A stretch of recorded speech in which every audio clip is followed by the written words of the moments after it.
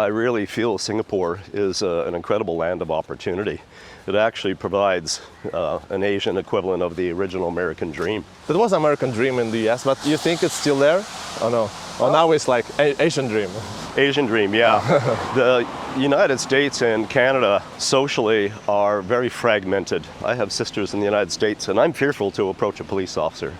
Last time I went, I was in the wrong neighborhood with a BMW convertible, and I had a police officer stop me, take his hand on the gun, and said, I had Canadian plates on my car, summertime convertible down, and he pulled his gun on me, said, "You're in the wrong neighborhood, what are you doing here?" And fortunately, I gave him my sister's address, and he said, "Okay, you're gonna follow me." You have a lot of kids, right? Yeah. Children and grandchildren. Yeah, 6 grandchildren and 6 children, but they're all in Canada and the Philippines.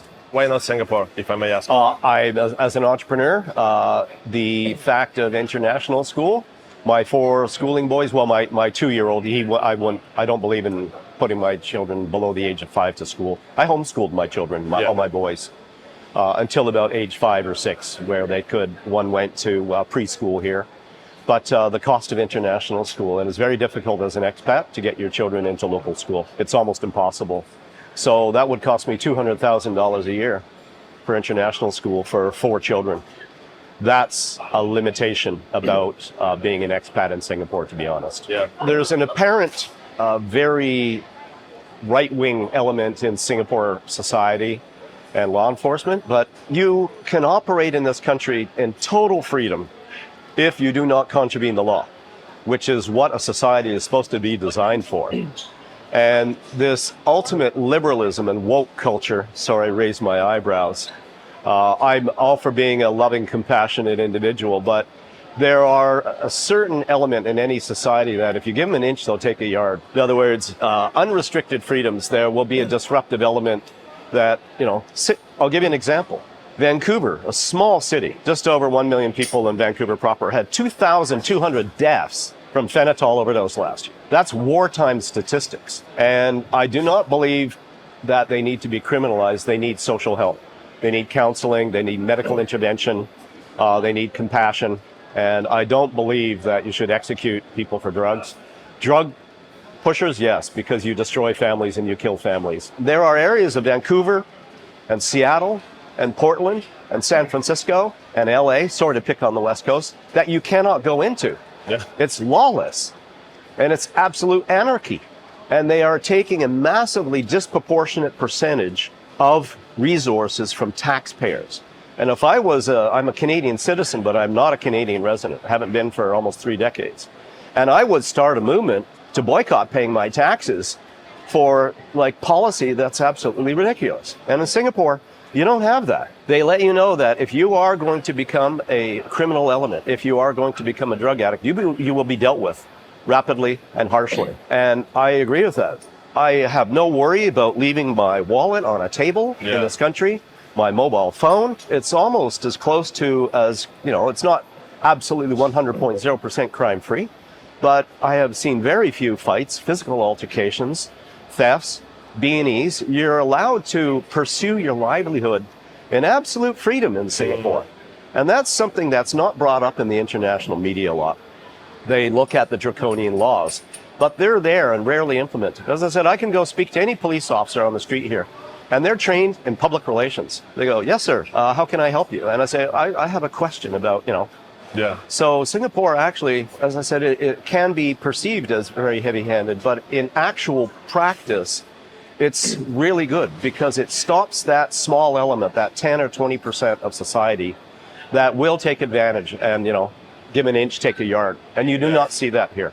Yeah, I fully agree. I always like saying that people the misconception about Singapore that it's super strict, but in reality, it's not. I mean, people make fun of not the chewing gum stuff or you get a fine not flushing toilets after you. Yeah. But I mean, okay, what's the point not to flush in toilet? I mean, if you're not flushing toilet in Singapore, I'm pretty sure no one will be after you. Okay, you just walk away and that's it.